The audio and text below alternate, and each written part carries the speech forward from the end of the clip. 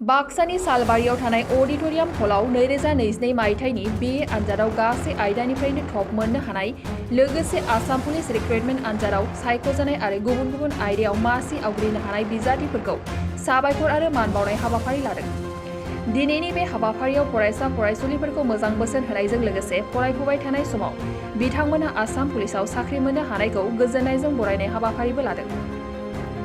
सालबारि फरायसालिमानि बारग' फरायसा रुफा बसुमतारी आरो राधिका देवी बसुमतारी बिथांमोना सासेया BSB फरायसालिमानि एसिस्टेन्ट प्रफेसर इन बड' आरो सासेया सालबारि फरायसालिमानि लाइब्रेरियाव साख्रि मोननो हानाय बिथांमोनजों लोगोसे सालबारि फरायसालिमानिफ्राय 2022 मायथाइयाव BA आनजादाव गासै आयदानिफ्राय टप मोननो हानाय सागु फरायसा फरायसुलिफोर आरो आसाम पुलिस आनजादाव उथ्रिसार जानो हानाय 20 फरायसाफोरखौ मान बावदों। बे हाबाफारियाव आलासि महरै बाहागो लायो जालानि बिबि किसान फरायसालिमानि एसिस्टेन्ट प्रफेसर पलिटिकेल साइन्सनि धर्मेश्वर ब्रह्म, सालबारि फरायसालिमानि गोरायुं डक्टर जगत चन्द्र बसुमतारी आरो सालबारि फरायसालिमानि लेङाइ गोरायुं डक्टर दुलेन बसुमतारी, सालबारि फरायसालिमानि एसिस्टेन्ट प्रफेसर मन्टु बर' लोगोसे गोबां फोरोंगिरिफोराबो बाहागो लायो। बरपेटा रडनिफ्राय अनजय बसुमतारीनि खौरां। दिनै जोंनि फरायसालिमायाव मोनसे गोनांथार प्रग्रामनि जोङो प्रग्राम बानजायदों आरो बे प्रग्रामा जाहैबाय जे थांनाय 2022 मायथाइ बे मायथाइयाव जोंनि फरायसालिमानिफ्राय जायफोर फरायसा फरायसुलिया जोबोद मोजाङै उथ्रिसारनो हाबाय लोगोसे आसाम गभर्नमेन्टजों खुंजानाय जितु आसाम पुलिसनि साख्रिनि जितु आनजाद बे आनजादाव जायफोर फरायसा फरायसुलिया जोंनि दासिम फरायनायजों लोगोसे गोदोनि बारग' फरायसा फरायसुलिया साख्रि मोनबाय बिथांमोननि जा देरहासारनाय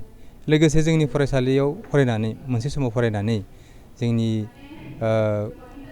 सुरपेटानि BSB कलेज आरो नैबे जोंनि फरायसालिमायावनो सासेया बर' बिफानाव आरो सासेया लाइब्रेरियाव साख्रि मोननो हादों बावैसो जालांनाय इन्टारभिउनि जरियते दा बिथांमोनखौ नैबे दिनैनि दिनाव जोङो जोंनि गोसोनि साबायखर बे साबायखरखौ बावनो थाखायनो जोङो दिनैनि जा खुंफुंथाय बे खुंफुंथायखौ जोङो खुंदों। मख'नांगोन दि जोंनि बे जितु फरायसा फरायसुलिफोर बे फरायसा फरायसुलिफोरा जोंनि इयुन जोलैफोरनि मोनसे बिदिन्थि जाथों थुलुंगानि मोनसे बिसोरो बाख्रि जाथों बेखौनो जोङो हास्थायदों जे जोंनि बे ओनसोला गोग्लैसोनाय मोनसे ओनसोल जे जोंनि फरायसा फरायसुलिफ्रा गोग्लैसोनाय बै हाग्रा सिंनिफ्राय हाग्रा खाथिनिफ्राय बिसोर साइकेल सालायना फैयो एखमबा थाबायनानै फैयो बिदि बिसोरो क्लास खालामदोंमोन क्लास खालामनानैनो दुखु जारला सहायनानै बिथांमोना जोंनि कलेजनिफ्राय मोजां मोनसे नाम्बार लानानै BA खौ उथ्रिदों लोगोसे बिथांमोना साख्रि मोननो हादों आरो लोगोसे गुबुन फरायसालिफोरावबो गुबुन फरायसालिमाफोरावबो बिथांमोना साख्रि मोननो हादों आरो बे बिथांमोननि देरहासारनाया जोंनि फरायसालिनिसिम मोनसे बिराद गिदिर मोनसे गोग्गाथाव जोंखौ गोजोनग्लाय होदों जोंनि फोरोंगिरिफोरखौ जोंनि जितु कलेजनि जिफ्लाग जोंनि फेमिलि न'खर बे न'खरखौ जोंखौ गोजोनग्लाय होदों बे गोजोनग्लायखौ फोरमायनोनो जों बिथांमोनखौ हांख्राय हरदोंमोन आरो जोंनि हांख्रायनाय लेखा जोंनि फरायसा फरायसुलि बिथांमोना दिनै जोंनि गेजेराव नुजाफैदों आरो बेखायनो जोङो नैबे समाव बिथांमोनखौ जोङो मान बावदों आरो मान बावनानै जोङो जोबोद गोजोननाय मोनदों मानोना बेबायदि हाबाफारिया जोंनि जितु इयुन जोलैफोर जोंनि दा फरायबाय थानाय फरायसा फरायसुलिफोर बिथांमोनखौ थुलुंगा होगोन होननानै जों सानदों। जोंनि फरायसालिमानिफ्राय गासै 19 फरायसा फरायसुलिया देग्लाय बे आसाम पुलिसनि जितु साख्रिनि आनजाद बेयाव उथ्रिसारनो हादों अदेबानि जोङो आरो साफा सानै जोंनि गेजेराव थाबावनो हागौ मानोना जोङो कमप्लिट डाटाखौ जों मोनाखै जोंनि फरायसालिमायाव अल आसामनि क'क्राझारनि धेमाजिनि बिदि गथ'फोर फरायफैयो गतिके गासैबो जोङो मोननो हायाखैबो जानो हागौ जाय बिथांमोनखौ जोङो दिनै बरायनो हायाखै बिथांमोना जाहाथे जोंनिसिम दुखु फोरमायहरा जाहाथे दुखु मोना जों बेखौ हांख्रायबाय मानोना फरायसालिया खुनु फरायनायनि बाउन्डारि गैया बेयाव गुबुन गुबुन ओनसोलनिफ्राय गथ'फोर फैयो अदेबानि जोङो जोंनि आखायाव मोननाय 19 गथ'फोरखौ जोङो दिनै बरायदों बे हाबाफारियाव जोङो बरायनायजों लोगोसे नै साख्रि आवला जायफोरा साख्रि मोनबाय बिथांमोनखौ बरायनायजों लोगोसे जोंनि नै देग्लायनि बोसोराव जायफोरा मोजाङै मुं खालामनानै BA खौ उथ्रिबाय बिथांमोनखौबो जों बरायदों लोगोसे जोंनि गंनै कलेजाव जोंनि बारग' फरायसा फरायसुलि सानैया बिबुंगोरानि आरो लोगोसे लाइब्रेरियाननि साख्रि मोननो हादों बिथांमोनखौबो जों बरायफादों। सालबारि कलेजाव जोंनि नैबे फरायसालिमानिफ्राय 20सा फरायसाया जों मिथिनायाव सानैसो थालांबावदो बै सानैसो थालांबावनायखौ जों उनावहाय होगोन 20सा फरायसाया आसाम पुलिस रिक्रुटमेन्ट बे सार्भिसाव मोननो थाखाय हादों बै साख्रि मोननायनि थाखाय जों गोजोनदों आरो बिथांमोनखौ जों दिनै खेबसेनो फेलिसाइटेसन प्रग्राम लानानै एचिभार्स हिसाबै जोंनि सालबारि फरायसालिनिफ्राय 2022 मायथाइयाव जा एपइन्टमेन्ट मोनबाय बिथांमोननो राननाय जादों। बेवहाय 20साया पुलिस आरो कामान्ड'आव मोननो हादों। सासेया जाबाय रुपा बसुमतारी, बिथाङा मैयानि एपइन्टमेन्ट फागायनायाव BHB कलेजाव बर' डिपार्टमेन्टआव एसिस्टेन्ट प्रफेसार हिसाबै मोननो हादों आरो जोंनिनो बारग' फरायसा राधिका देबि बसुमतारी बिथाङा जोंनि फरायसालिमायावनो लाइब्रेरियान महरै एपइन्टमेन्ट मोननो हादों। बेखिनि मोननो हानायनि थाखाय जोंहा जोबोद गोग्गानाय आरो आसाम सरकारखौ जोङो धन्यबाद होदों जे बेफोरबायदि निका आरो स्व इन्टारभिउ फाथिनानै खुनु रां गरसेबो होआगारा लायागारा जेरैबायदि इन्टारभिउ फाथिदों बे इन्टारभिउ फाथिनायाव जोंनि फरायसाया अकल जोंनि फरायसालिमानिफ्रायनो 20 आरो थालांनाय सानैसो बेखिनिया मोननो हानाय जादों आरो गासैबो फ्राय गोरिब न'खरनि गोजा जायनि न'खराव दिनै थानायनि जानायनि परिबेखानो गैया आरो इन्टारभिउआव थांनो गोनांब्ला बिसोरो खामला मावैसो थाखा आरजिनानै इन्टारभिउआव थाङोमोन बा सोरनावबा बिथ'ना लाथ'नानै इन्टारभिउआव थाङोमोन। बेफोरबायदि फरायसाफोरा मोननो हानायनि थाखाय जों गोजोनदों आरो सालबारि फरायसालिमाया बरायदों। गोजोन्थों। बरायनायजों लोगोसे जोंनि नैबे फरायसालिमायाव जाखिनि सेथि थाखोआव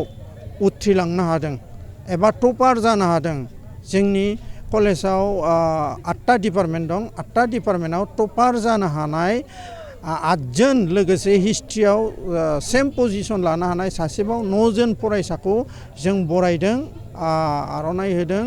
आरो लोगोसे बिसोरनि जिउआव जाहाथे मोजां थांखिया जाफुंसारो बेखिनिखौ जों दिनै खुंफुंदों। बेखिनियानो। बे हाबाफारियाव सोरबा आलासि महरै बाहागो लाफैदों नामा? आलासि महरै जों BB किसान कलेजनि धर्मेश्वर ब्रह्म बिथां पलिटिकेल साइन्सनि एसिस्टेन्ट प्रफेसार बिथांखौ लिंहरनानै लाबोनाय जादों। जोंहा SDPO सार बिथां समिरन बैस'खौ लिंहरदोंमोन। बिथाङा गावनि बिजि सिडिउल बेनि थाखाय बिथाङा एटेन्ड जानो हायाखिसै। दा जों आलासि महरै बे धर्मेश्वर ब्रह्म बिथाङा जोंजों थाफानानै गोबां सुबुरुन होदों, गोबां मोजां एडभाइस होनानै जोंनि फरायसा आरो जोंनि साख्रि मोननायफोरखौ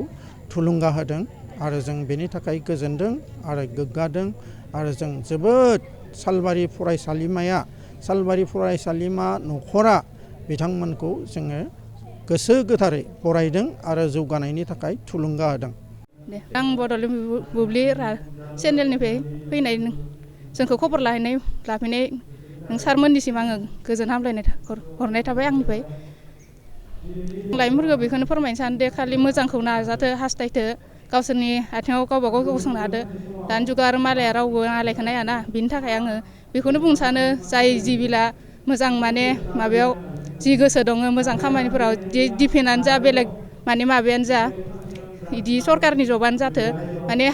हास्थायनाय बायदि बिसोर जाफुंसारनो हाथो। बिनि थाखाय गोबां खस्थ'बो मोनगोन, गोबां नाजानांगोनबो। बे खस्थ'खौ खस्थ' होनना थायोब्ला मालाबाबो बिसोरो गावसोरनि लाइफआव गसंनो हानो ना। बेनिखायनो आं बुंनो सानदे बे लाइमोनफोरखौ गाज्रि होगारनानै मोजांखौ अरायबो लाथो आरो गाव गावनि माने आथिङाव गसंनो हाथो होननानै आं सानो। बेखौनो फोरमायो आं अरायबो नाजानांगोन, मोजां सासे मानसि जानोबा नाजानायखौ गारनो नाङा। बेखायनो उननि माने आंनि लाइमोनफोरखौ उन्दै लाइमोनफोरखौ आं बेखौनो बुंनो सानो मोजां माने लामाखौ लाथो आरो मोजाङै मोजां गावसोरनि आथिङाव गसंनो हाथो होननानै आं सानो। दिनै जों सालबारि फरायसालिमाखौ आं बेखौनो बुंनो सानो आंनि गोसो गोरबोनिफ्राय जोबोद माने साबायखर बावनो सानो आं। मानो जोंखौ सारमोनहा दा बरायनायनि थाखाय आं जोबोद गोजोननाय मोनदों। मानोना आंबो सिगाङाव बे कलेजावनो फरायनानै आंबो डिग्रिखौ पास जानो हादों। बिनि थाखायनो आं सार आरो मेडाममोनखौ जोंनि सालबारि कलेजनिखौ आंनि गोसो गोरबोनिफ्राय गोबां साबायखर आरो रोजा साबायखर बावनाय थाबाय आरो आंनिसिम। जों आसाम कामान्ड'आव जोङो हिन्जावफोरा 7 पास जादों आरो खेलानिफ्रायनो जादों जोङो। खेलाखौ जों मा खेला गेलेयोमोन आं सिगाङावबो गोबां खेला गेलेदोंमोन आं ओमफ्राय दा आं बक्सिंखौनो गेलेयो ओमफ्राय नै बे लोगोआ उसु गेलेयो ओमफ्राय बे उसु गेलेयो आरो दा गासै साबेसे स्पर्ट्सनिफ्राय जोंनि स्पर्ट्सनिफ्राय दा 7 मोनदों हिन्जावफोरा गाइना गासिबो सालबारि क्लाबनिफ्रायनो मोनदों ओमफ्राय जोंना गामियाथ' बेलेग बेलेग जाबाय नालाय बिदिनो आरो फोथायगिरिफोरखौ बिदिनो बुंनो सानो आं माने मोजां गेलेगिरि जानो हायाबाबो माने गाव गावनि लाइफखौ माने मोजां दानो हायो जेनेबा साख्रि बाख्रिखौ लानाय गासिबोथ' गेलेजोबनानै गेदेर माने गोजौ लेभेलाव थांजोबनाया सोरहाबा फैसा थाखानि प्रब्लेम आरो सोरहाबा बिदिनो बायदिसिना प्रब्लेम थायो बिनि थाखाय थेवबो माने गोजौ लेभेलाव थांनायाबाबो माने गाव गावनि लाइफखौ दाना लाथो जेनेबा पुलिसानो जा जिखुनु साख्रियानो जा जायखिजाया जबखौ मावथारथों आरो साख्रि दानि जुगाव आरो साख्रि नङाबाथ' जायानो बांसिनानो आरो जोंनि बर' गथ'फ्रा बिजनेसफोरखौबो मावनो माने बायोबो लाजियोबो आरो बिनि थाखायनो जायफोर माने गोसो गुदुं दङ साख्रियाव बिसोरो नांजाथाबथो माने गोबां खस्थ' खालामनानै हास्थायबाय थाथो बेखौनो आं बुंनो मैया गुवाहाटियाव थांदोंमोन जों सालबारिनिफ्राय हिन्जावफोरा 7 ओमफ्राय आरो हौवाफोरबो गोबाङै थांदोंमोन बिदिनो आरो ओमफ्राय बे दा जों लेटारखौ मोननाय जाबाय आरो मैया दानि आइ बाबामोना माने जोबोद गोजोननाय मोनदों जोंखौ बेफोरबायदि मोजां माने खामानियाव माने जों सिगांनिफ्रायनो खेला गेलेयोमोन नालाय दा जेनेबा जों गोजौ लेभेलाव थांनो हायासै थेवबो जायखिजाया जब मोननायनि थाखाय जोंखौ माने बिराद गोजोननाय मोनदों आरो न'खरावबो गोबां माने फैसा थाखानि प्रब्लेम दंमोन नालाय जोंहा बेनिखायनो जोंना आइ आबामोनहा जोबोद गोजोनदों खुसि मोनदों आरो माने सालबारि बे डिग्री कलेजनिफ्रायनो पास जाबाय শ্ৰদ্ধাৰ কোকৰাঝাৰবাসী জনগণ ইয়াৰ দ্বাৰা কোকৰাঝাৰ পৌৰসভাৰ অন্তৰ্গত অঞ্চলত বসবাস কৰা জনগণলৈ এটা জৰুৰী ঘোষণা আগবঢ়োৱা হৈছে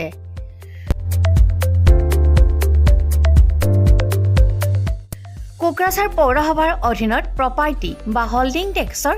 সেলফ এছেছমেণ্ট আৰু ৰি এছেছমেণ্টৰ কাম পূৰ্ণ গতিত চলি আছে যি সকলে এতিয়াও সেলফ এছেছমেণ্ট বা ৰি এছেছমেণ্টৰ কামবোৰ সম্পূৰ্ণ কৰা নাই তেওঁলোকলৈ আমাৰ বিনম্ৰ অনুৰোধ আপোনালোকে অতি সোনকালে অনলাইন যোগে সেলফ এছেছমেণ্ট আৰু ৰি এছেছমেণ্টৰ কামসমূহ সমাধান কৰি লওক তাৰ বাবে আপোনালোকে অনলাইন যোগে প্লে ষ্টৰলৈ গৈ আসাম প্ৰপাৰ্টি টেক্স এপছটো ডাউনলোড কৰি এই এপছৰ দ্বাৰাই আপোনালোকৰ আধৰুৱা কামবোৰ সম্পূৰ্ণ কৰি ল'ব পাৰিব নতুবা play.google.com/store/apps/ৱেবছাইটৰ জৰিয়তেও আপোনালোকে আপোনালোকৰ কামসমূহ সমাধান কৰিব পাৰিব যদিহে আপোনাৰ অনলাইন যোগে আধৰুৱা কামবোৰ কৰিবলৈ অসুবিধা পাইছে তেতিয়াহ'লে আপোনালোকে কোকৰাঝাৰ পৌৰসভাৰ কাৰ্যালয়লৈ গৈ ৱাৰ্ড কমিছনাৰৰ পৰা প্ৰয়োজনীয় আবেদন পত্ৰ অৰ্থাৎ ফৰ্মসমূহ সোনকালে সংগ্ৰহ কৰি লওক বিতংকৈ জানিবলৈ কোকৰাঝাৰ পৌৰসভা কৰ্তৃপক্ষৰ সৈতেও যোগাযোগ কৰিব পাৰিব ইতিমধ্যে আপোনালোকৰ সহায়ৰ বাবে মেগা কেম্প কাৰ্যসূচী অনুষ্ঠিত কৰি থকা হৈছে ধন্যবাদ